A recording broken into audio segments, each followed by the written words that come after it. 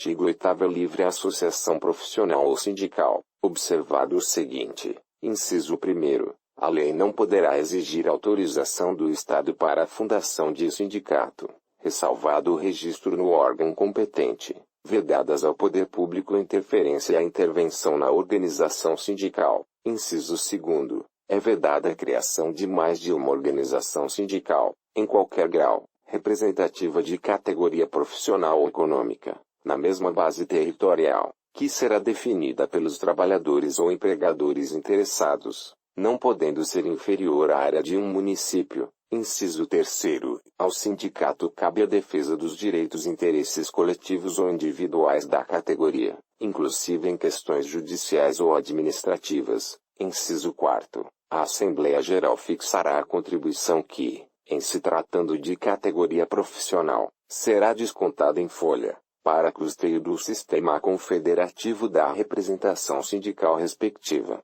independentemente da contribuição prevista em lei. Inciso 5º.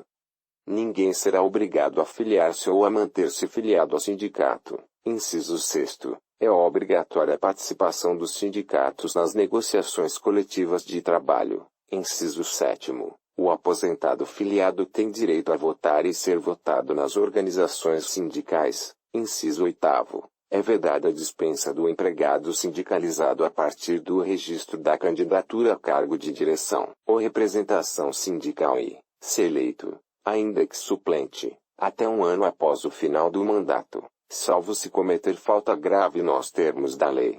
Parágrafo único. As disposições deste artigo aplicam-se à organização de sindicatos rurais e de colônias de pescadores, atendidas as condições que a lei estabelecer. Artigo 9º. É assegurado o direito de greve, competindo aos trabalhadores decidir sobre a oportunidade de exercê-lo e sobre os interesses que devam por meio dele defender. Parágrafo 1º. A lei definirá os serviços ou atividades essenciais e disporá sobre o atendimento das necessidades inadiáveis da comunidade. Parágrafo 2º. Os abusos cometidos sujeitam os responsáveis às penas da lei. Artigo 10. É assegurada a participação dos trabalhadores e empregadores nos colegiados dos órgãos públicos em que seus interesses profissionais ou previdenciários sejam objeto de discussão e deliberação. Artigo 11. Nas empresas de mais de 200 empregados, é assegurada a eleição de um representante destes com a finalidade exclusiva de promover-lhes o entendimento direto com os empregadores. Capítulo 3º. Da nacionalidade. Artigo 12. São brasileiros, inciso 1º, natos, alínea A, os nascidos na República Federativa do Brasil, ainda que de pais estrangeiros, desde que estes não estejam a serviço de seu país. Alínea B, os nascidos no estrangeiro, de pai brasileiro ou mãe brasileira, desde que qualquer deles esteja a serviço da República Federativa do Brasil. Alínea C, os nascidos no estrangeiro de pai brasileiro ou de mãe brasileira, desde que sejam registrados em repartição brasileira competente ou venham a residir na República Federativa do Brasil e optem, em qualquer tempo, depois de atingida a maioridade, pela nacionalidade brasileira.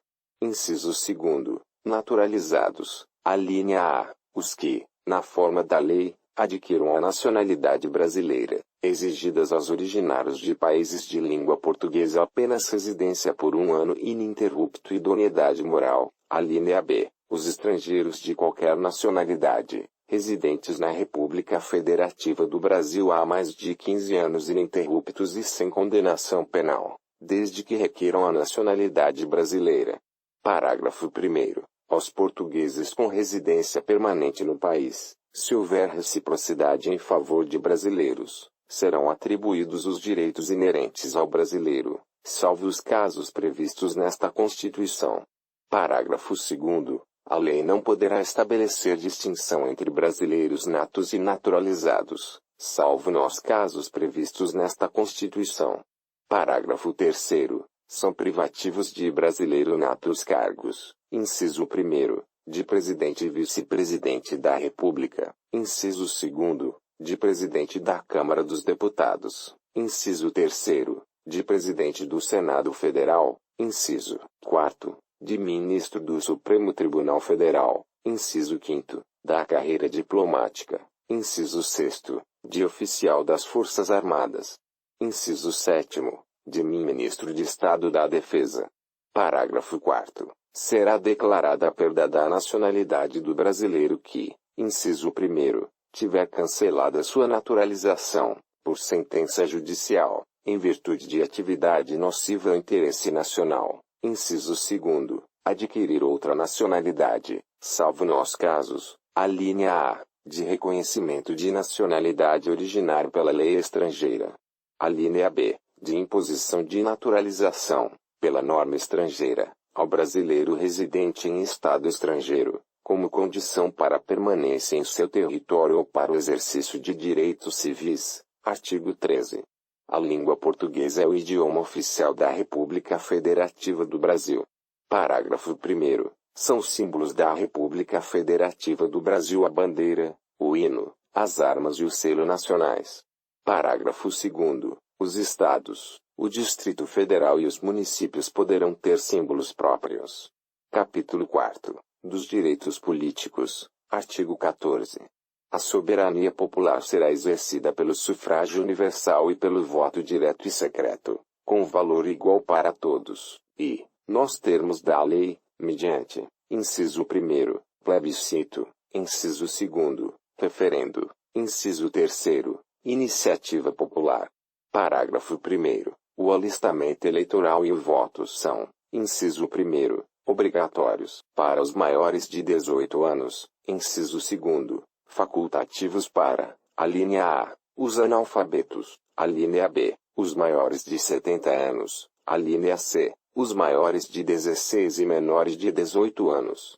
Parágrafo 2º. Não podem alistar-se como eleitores os estrangeiros e, durante o período do serviço militar obrigatório, os conscritos.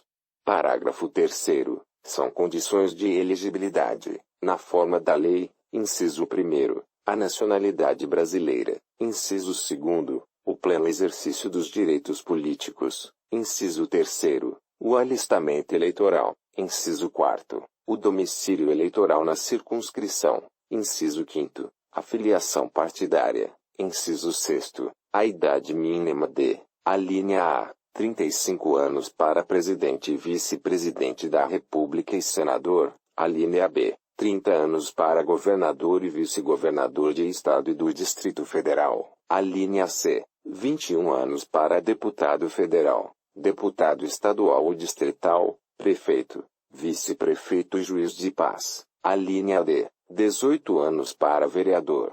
Parágrafo 4º. São inelegíveis os inalistáveis e os analfabetos. Parágrafo 5º. O Presidente da República, os governadores de Estado e do Distrito Federal, os prefeitos e quem os houver sucedido, ou substituído no curso dos mandatos poderão ser reeleitos para um único período subsequente. Parágrafo 6º. Para concorrerem a outros cargos, o Presidente da República, os governadores de Estado e do Distrito Federal e os prefeitos devem renunciar aos respectivos mandatos até 6 meses antes do pleito. Parágrafo 7º. São inelegíveis, no território de jurisdição do titular, o cônjuge e os parentes consanguíneos ou afins, até o 2º grau ou por adoção, do Presidente da República, de governador de Estado ou território, do Distrito Federal, de prefeito ou de quem os haja substituído dentro dos 6 meses anteriores ao pleito, salvo se já titular de mandato eletivo e candidato à reeleição. Parágrafo 8º. O militar alistável é elegível, atendidas as seguintes condições. Inciso 1º. Se contar menos de 10 anos de serviço, deverá afastar-se da atividade. Inciso 2º. Se contar mais de 10 anos de serviço, será agregado pela autoridade superior e, se eleito, passará automaticamente, no ato da diplomação, para a inatividade. Parágrafo 9º. Lei complementar estabelecerá outros casos de inelegibilidade e os prazos de sua cessação, a fim de proteger a probidade administrativa, a moralidade para exercício de mandato considerada a vida pregressa do candidato, e a normalidade e legitimidade das eleições contra a influência do poder econômico ou abuso do exercício de função, cargo ou emprego na administração direta ou indireta. Parágrafo 10. O mandato eletivo poderá ser impugnado ante a Justiça Eleitoral no prazo de 15 dias contados da diplomação. Instruída a ação com provas de abuso do poder econômico, corrupção ou fraude. Parágrafo 11. A ação de impugnação de mandato tramitará em segredo de justiça, respondendo o autor, na forma da lei, se temerá ou de manifesta má-fé. Artigo 15.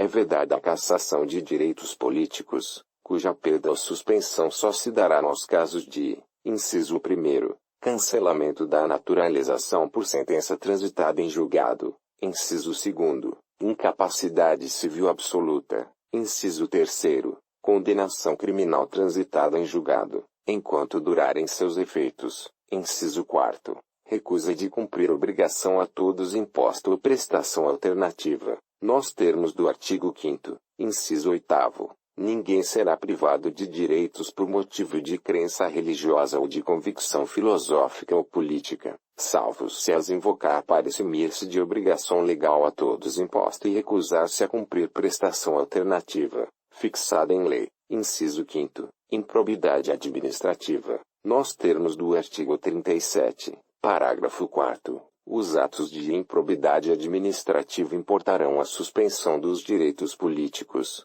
a perda da função pública, a indisponibilidade dos bens e o ressarcimento ao erário, na forma e gradação previstas em lei, sem prejuízo da ação penal cabível. Artigo 16. A lei que alterar o processo eleitoral entrará em vigor na data de sua publicação, não se aplicando à eleição que ocorre até um ano da data de sua vigência. Capítulo 5º. Dos partidos políticos. Artigo 17. É livre a criação, fusão, incorporação e extinção de partidos políticos, resguardados a soberania nacional, o regime democrático, o pluripartidarismo, os direitos fundamentais da pessoa humana e observados os seguintes preceitos. Inciso 1. Caráter nacional. Inciso 2. Proibição de recebimento de recursos financeiros de entidade ou governo estrangeiros ou de subordinação a estes. Inciso 3. Prestação de contas à Justiça Eleitoral. Inciso 4. Funcionamento parlamentar de acordo com a lei.